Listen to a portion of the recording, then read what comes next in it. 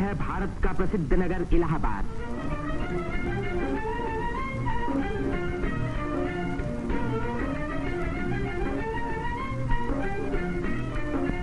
यहीं पहल उत्तर प्रदेश में एक विश्वविद्यालय की स्थापना हुई। इसी वजह से ये नगर उत्तर प्रदेश की शिक्षा और सभ्यता का केंद्र माना जाता है। पंडित मदन मोहन मालवीय, पंडित गोविंद वल्लभ पंत और अनेक प्रतिभाशाली व्यक्ति इसी विश्वविद्यालय की देन हैं, जिन पर आज देश को गर्व है। ये है हमारे प्रधानमंत्री पंडित जवाहरलाल नेहरू का निवास स्थान, आनंद भवन। भारतीय राजनीति का ये एक प्रमुख केंद्र रहा है। इस नगर को तीर्थराज प्रयाग भी कहते हैं। यहीं गंगा और जमुना का संगम है। इसी संगम में गुप्त सरस्वती नदी भी आकर मिलती है। इसीलिए इस स्थान को त्रिवेणी संगम कहा जाता है। त्रिवेणी बहुत पुराने जमाने से भारत का एक पवित्र स्थान माना जाता है। सृष्टि की रचना की शक्ति प्राप्त करने के लिए यहाँ ब्रह्मा ने यज्ञ और तपस्या की। लक्ष्मी की प्राप्ति के लिए विष्णु ने भी यहीं तपस्या की। यहीं स्नान करके भगवान शंकर ने त्रिपुर राक्षस के वध करने की शक्ति प्राप्त की और यहाँ महात्मा बुद्ध ने संसार को सत्य का संदेश भी सुनाया। समुद्र मंथन के बाद जयंत के अमृत का घड़ा लेकर जाते समय एक अमृत कण छलक कर यहाँ गिरा और तभी से इस स्थान पर कुंभ मेले का महान पर्व आरंभ हुआ। इस वर्ष भारत का सबसे बड़ा कुंभ मेला इसी स्थान पर हुआ। इस मेले में लगभग 1 करोड़ व्यक्ति त्रिवेणी में स्नान करने के लिए आए। सदियों की गुलामी के बाद स्वतंत्र भारत का ये पहला कुंभ मेला था। त्रिवेणी में स्नान करके तन, मन और आत्मा को शुद्ध करने के लिए ही यात्रियां आते हैं। योगी और सन्यासी, गरीब और अमीर सभी प्रकार के लोग यहाँ इकट्ठे होते हैं। कुंभ मेले के मौके पर देश के नर नारी एक दूसरे के धार्मिक विचारों से परिचित होते हैं।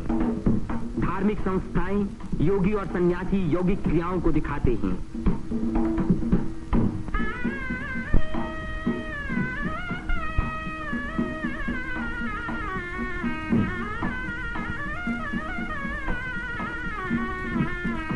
धार्मिक विचारों पर तर्क वितर्क होते हैं और देश के गौरवपूर्ण प्राचीन रहस्यों का उद्घाटन होता है। यहाँ के सुंदर दृश्य प्राचीन भारत की महत्ता की याद दिलाते हैं।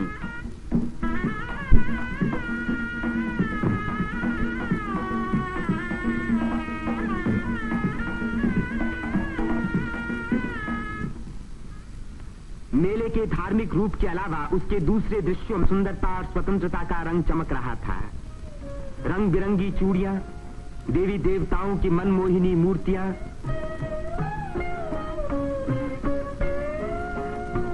हरी जपन की मालाएं, सिंदूर और चंदन के ढेर, औरतों के साज श्रृंगार, बच्चों के खेल खिलौने, लाल बुझक्कड़ मिट्ठू मियां।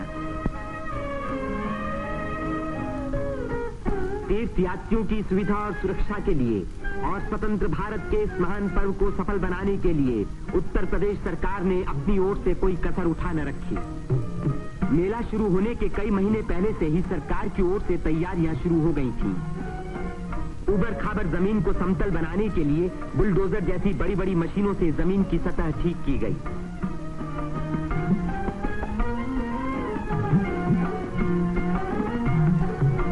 गंगा जी ने अपना किनारा 15 से 30 फुट गहरा काट दिया था, जिसके कारण यहाँ स्नान करना असंभव था। बुलडोजरों ने इन किनारों को सपाट बनाया, जिससे तीर्थयात्री यहाँ सकुशल स्नान कर सके।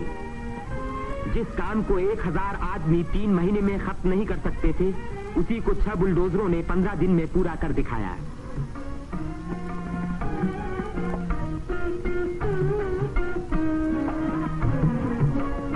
फौजी इंजीनियरों ने सड़कों पर बिछी रेलवे लाइनों के ऊपर पुल बनाने में बड़ी मदद की।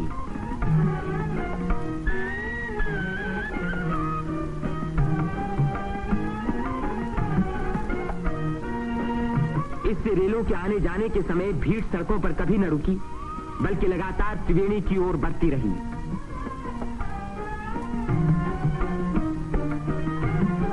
जगह की कमी के कारण ज्यादा लोगों के रहने का इंतजाम गंगा के पूर्वी तट पर झूसी की ओर किया गया। वहां से शेष मेले तक आने के लिए भारतीय सैनिकों और उत्तर प्रदेश सरकार के सार्वजनिक निर्माण विभाग ने पीपों के 6 पुल बनाए। कुंभ मेले के इतिहास में यह पहला मौका था जबकि यहां बिजली लगी। 1000 बिजली के खंभे लगाए गए, जिनके लिए 160 मील से अधिक लंबी तार लाइन इस्तेमाल हुई। उत्तर प्रदेश के स्वास्थ्य विभाग ने यहां सफाई का बड़ा अच्छा बंदोबस्त किया। चारों तरफ मशीनों से लगभग 250 मन डीडीटी का भारी छिड़काव किया, जिसके कारण मेले में मच्छरों व मक्खियों का नामो निशान बाकी न रहा। मेले के आरंभ से ही सरकार ने हैजे के टीके लगवाने का प्रबंध किया। यात्रियों को सलाह दी गई कि वे मेला क्षेत्र में आने से पहले टीके लगवा लें। कदाचित इसी व्यवस्था के कारण मेले के मौके पर कोई भी रोग नहीं फैला। इतनी भारी भीड़ भाड़ के मौके पर आमतौर से दुर्घटनाएं हो जाया करती हैं। इन दुर्घटनाओं का सामना करने के लिए उत्तर प्रदेश सरकार ने चिकित्सा एवं स्वास्थ्य विभाग की एम्बुलेंस गाड़ियों से घायल और बीमार यात्रियों को तुरंत अस्पताल पहुंचाने का पूरा प्रबंध किया। 9 अस्थायी अस्पताल देरों में खोले गए, जिनमें 228 रोगियों को रखने का इंतजाम था। गरीब रोगियों को खाना मुफ्त में दिया गया। राशनिंग विभाग ने यात्रियों की सुविधा के लिए यहां आटा, शक्कर, मिट्टी का तेल और अन्य जरूरी सामान का भारी स्टॉक जमा किया, जिससे इन चीजों की कीमतें न बढ़ पाईं। इसी प्रबंध के कारण हर व्यक्ति को सस्ते मूल्य पर अपनी इच्छा का खाना मिल सका।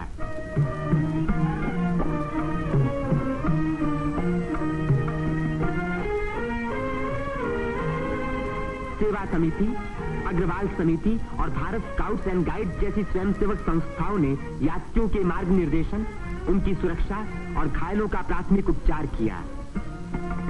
पुलिस यात्रियों के संचालन का कार्य करती रही। आने जाने के लिए अलग रास्ते रखे गए। भीड़ को काबू में रखने के लिए चलते फिरते वायरलेस सेटों का इस्तेमाल किया गया।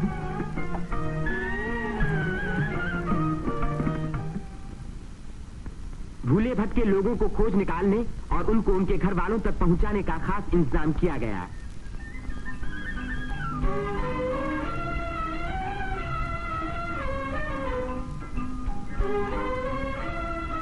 मेले में लाउड स्पीकरों का एक जाल बिछा दिया गया, जिससे भटके हुए लोगों का नाम पुकार पुकार कर उनको एक स्थान पर इकट्ठा किया गया। मेले के आरंभ होते ही उत्तर प्रदेश के मुख्यमंत्री पंडित गोविंद वल्लभ पंत ने मेले के बंदोबस्त का मुआयना किया। इस तीर्थ स्थान पर जमा हुए लाखों मेहमानों के सुख सुविधा की उन्हें बड़ी चिंता थी।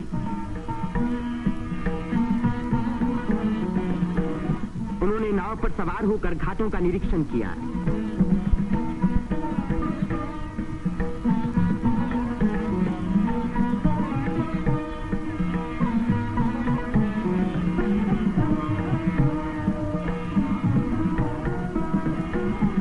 उन्होंने पीपे के पुलों को भी देखा। ये अखाड़ा जो ऐसे ही एक पुल को पार कर रहा है, पुल की मजबूती का सबूत है।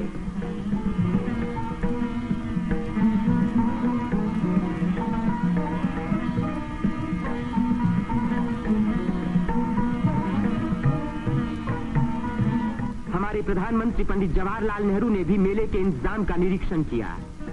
वे सड़कों पर घूमे और पुलों पर भी गए।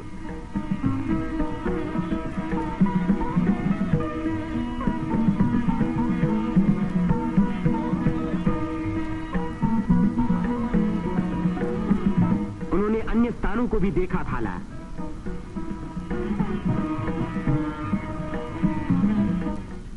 भारत के अन्य लाखों व्यक्तियों की भांति हमारे राष्ट्रपति श्री राजेंद्र प्रसाद ने भी त्रिवेणी में स्नान किया।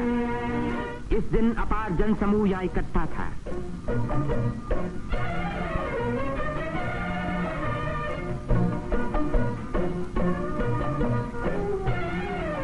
हर घाट पर लोगों की भीड़ स्नान कर रही थी। उसमें नया जोश था और नई उम्मीदें थीं।